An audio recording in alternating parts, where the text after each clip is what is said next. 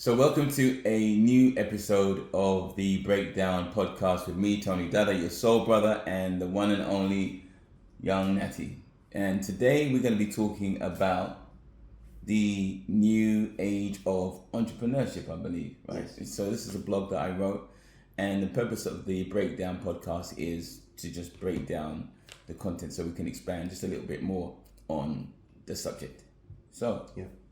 over to you. You had a read of it, and what did you think? Yeah. So I really like the blog, and I feel like it gives clear steps on how a new age entrepreneur would navigate their way into finding their niche in the way things are moving in the current economic times. And the first point you said was to find your passion. Yeah, so what's interesting in terms of this concept, and I know a lot of people are not really going to get with it because I've been practicing this for the last 30 years, and I know 30 years ago people thought I was crazy, but I believe that it was just me moving ahead of the times, and you're going to see more of this because it's what we need on the earth. And that is that if you can find your passion, find the thing that you love to do based on your natural gifts, talents, and abilities, and make that your focus, meaning you just love it every day, that's what you're thinking about, that thing that you love. Well, that's the starting point. That's, you identify what your passion is, what you're passionate about. And passionate, when we hit that word passion, it's not just doing something, you're doing it with love, with energy. All of you is involved in that. And that's really what we're supposed to be doing as an entrepreneur. Okay. So basically, if you find what you're passionate about, it wouldn't feel like you're forcing yourself to do a task. Absolutely. And so, people will say, well, yeah, who cares, right? But as I wrote in the blog, for me, the turning point was when I had that one-on-one meeting with the head of Apple UK back in 2006, 5, was it? Okay, 2005, when he asked me the question, and the question was, if two people came to me for a job, one had a degree in computing and the other was just passionate about computers, who do you think I would give the job to? And so I said, my background's architecture, I have a degree, academically focused. So I'm like, oh, the guy that had the degree. And he smiled and like, no, I'll give the guy that's passionate. And that's when it hit me. I'm like, wow. I'm like, so break it down for me. He said, well, look, our technology is moving at such a pace. Those cats that go to uni, they spend 3 years at uni, they learn some stuff. By the time they come out, what they've been taught is obsolete. The guy that's passionate, well, he's on the cutting edge. Not only that, the passion is there, like it's already there. That's the fuel that they need. And then we can just mold him. Right. And that's when I was like, damn. And that takes us into point 2, because you said develop that passion to a high standard. Right. So if you're always at the cutting edge of something and you're able to be molded, then that is a high standard. Yeah. And he was not the only one. So the role that I was in, and classic example, like I put in the blog, I was given a £500,000 contract in education as a teacher or as a head of a department in a college, and I've got no academic background at all or qualifications. How does that happen? Well, it happened because they saw my passion and they saw my creativity, and that's what they needed. So that's why they brought me in. But the point I want to make is it gave me the opportunity to engage with lots of employers across the country, the CEOs, top guys. So we're talking about Apple, L'Oreal, just all big brands. I had the opportunity to sit with them and have the conversation. And right across the board, you know what they were all saying? They couldn't find the talent. Think about that. Job posts everywhere, but they couldn't find the talent. Let's flip that. What were they really saying? They couldn't find the people that were passionate about whatever it is that they wanted a job in. Right. So they'll employ you if they need a post filled and they've got no one as passionate, and then they've got just the best out of the bunch, they'll take that person. But what they really are looking for is a person that's passionate. Right. So that's not my words. That's what I heard from the heads of big companies like Apple and L'Oreal. It's deep, isn't it? Very deep. Very deep. So we touched on finding your passion, developing to a high standard. Point 3, you said package. What do you mean by package? So I just want to on point 2, say one other thing. So develop to a high standard can be done either by a trainer or a coach or a mentor, or you can do it yourself. Now, doing it yourself, we all know that's the hardest way. Yeah. But you are supposed to figure out, based on knowing your gifts, your talents, your abilities, your compositions, your nature, which method is going to be good for you. Do you see my point? Yeah. For some people, like you might be able to do it yourself, but another person might need a coach. Like you saying, well, he couldn't do it by himself.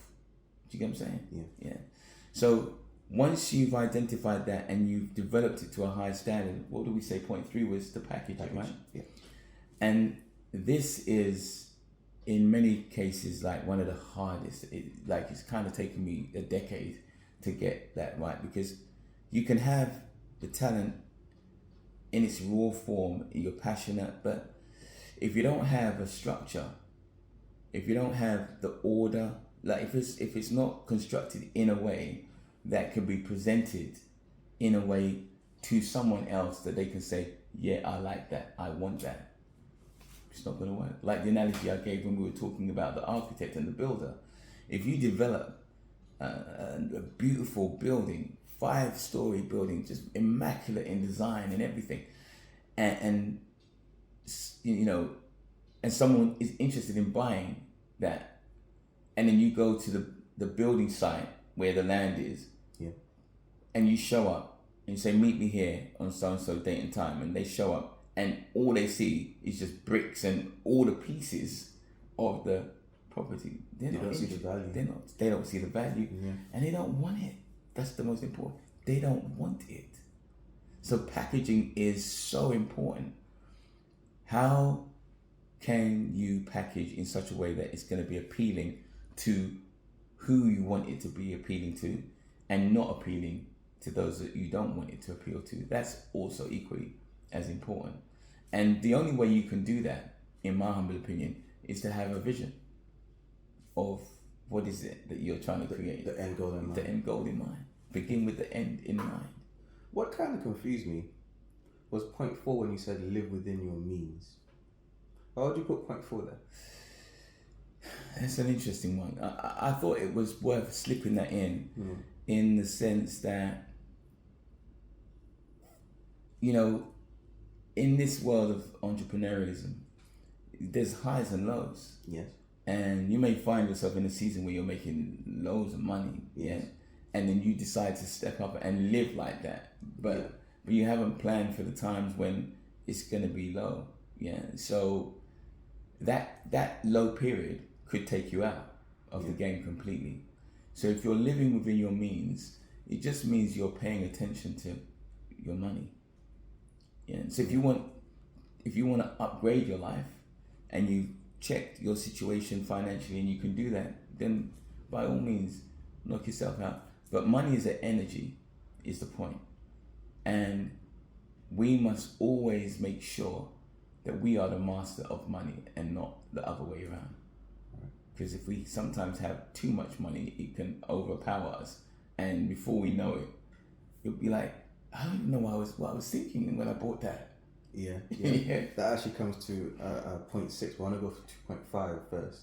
We said do the 30 or 90 day challenge, which is your course that allows people to create their own life book of visions and goals. Yeah, and again, it's really about helping people to have a different perspective on the narrative that we're taught, which is begin with the end in mind. Have a vision, it's written, where is it? Habakkuk 2, verse 2. Yeah, in the Bible, the importance of having a vision. And so the life book allows us to get a vision as to what our vision of success might be, not just from a grand vision point of view, but that grand vision is made up of 5 smaller visions which come into a grand vision. Why is that important? Excuse me. Everything in life changes. Yeah. But you have control of your vision. Yes. That's the one thing that you control. Nobody, doesn't matter how rich or poor you are, no one has custody over that except you. And so you should guard it with your life. And the 5 pillars you talk about are your 5 pillars of the GPS system. Yes, yeah. So you want me to name them, right? Yes, please. So your mental state, your mind. I was watching a video just yesterday about that boxer Fury. Yes. Yeah. What's his name? I can't remember his full name, but Fury. Yeah. Okay. Fury the boxer, and he was talking about the fact that despite having all the money and all of the fame and all of that stuff, he was suffering from mental health. Is it Jason Fury? I call him the Gypsy King. Yeah, the Gypsy King. But yeah, with his full name. Yeah. So he was talking about, he's like, I wanted to kill myself. I'm like, damn. So I'm using that to illustrate how important having a vision for your mind is, your mindset. And then your mental state, your physical state. We all know you got to look after yourself, yeah, and understand what that means, and understand your body type. So what is good for you might not be good for me from a physical point of view. And then your spiritual state. We are, I think, growing in awareness now that we're not just mind and body, we're mind, body, and soul. Yeah. Yeah. And so what does that mean to you? Like what is your soul's desire? Do you even know? Do you even have quiet time where you go real deep like that? So those are the 3 areas. And then we talk about, your relationships.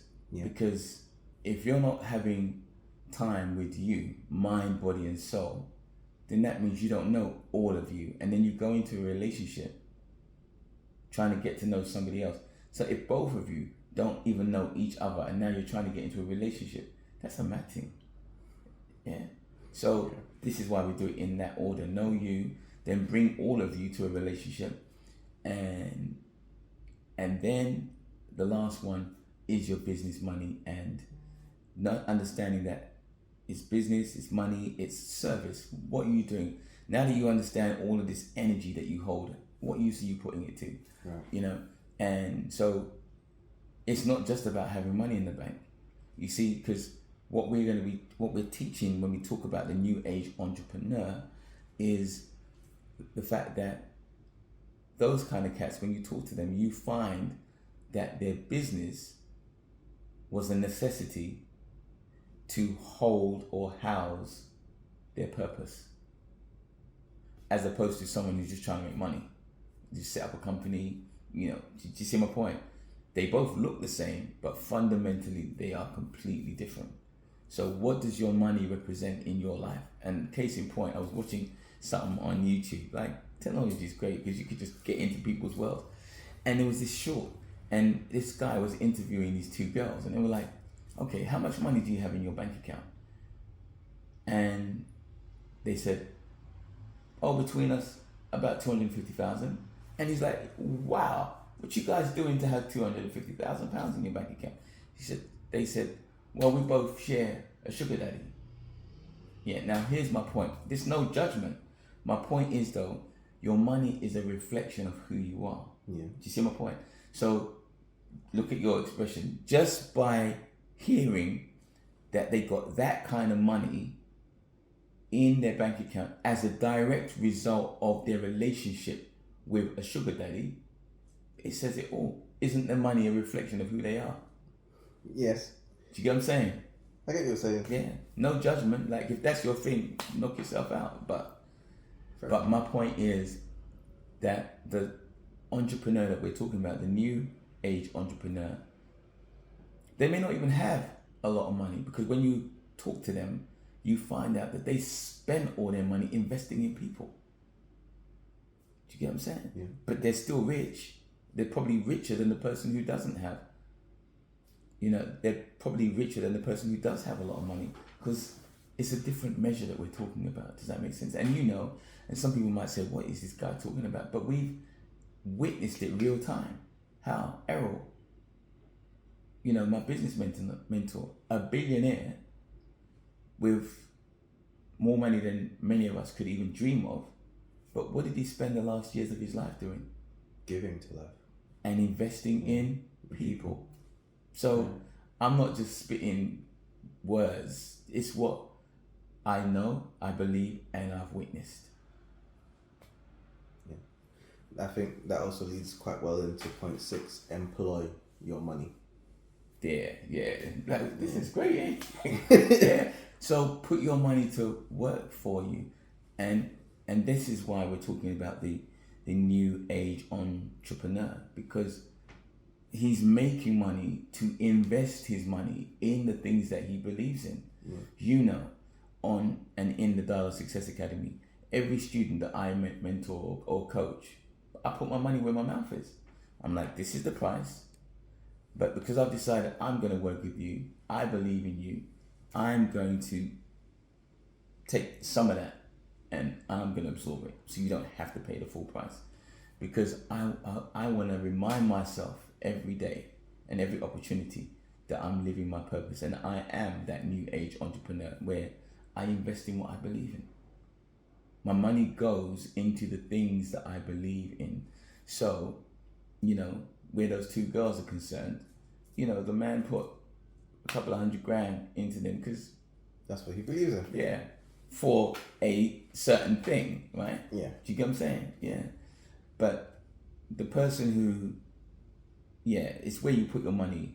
Where you put your money, it demonstrates your heart, basically. And so, like we said, Errol, before he passed, he spent, 3-4 years just investing in people, to the point that, he put himself through putting on an event here in London. He doesn't even live in the UK. He comes over, puts on an event, wants to sponsor, young kids from London. Why?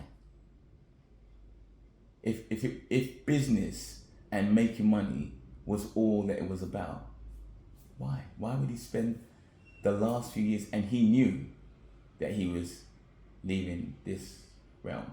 It's not like it was a surprise. I mean, he told me, and you probably heard in some of the recordings, he's like, I know I've got less than 10 years.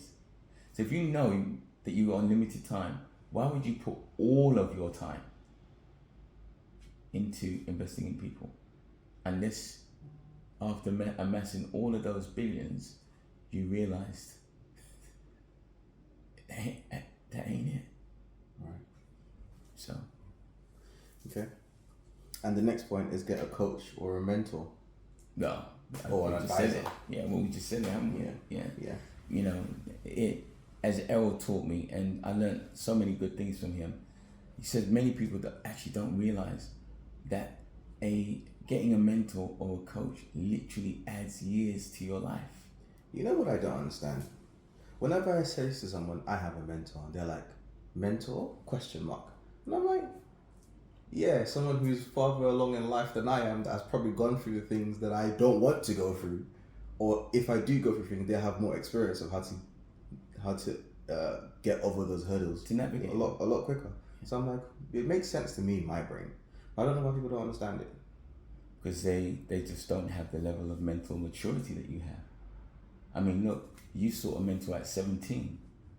Very few people do that. I did that. I mean, actually, I was a little bit of the, maybe 17, 18. But you know what I'm saying. But very few people do, because at the time when I didn't even know he was a mentor at the time, because it wasn't a term that was used. Nowadays, some people kind of use it as a fashion thing. But very few people understood what I was doing back then. They thought I was crazy. So I'm not surprised. But I was reading something, actually, no, it was another video I was watching the other day, and I don't watch all of these videos so much, but the ones that are relevant. And I think it was someone like Nightingale, one of these personal development gurus from way back in the day. Okay. And he was saying that if you take 100 young men at the age of 25, and you visit them 40 years later, only one of them will be rich and successful. What? Yeah. Only one. He said something like 5 will have money, yeah, but only one will be, rich.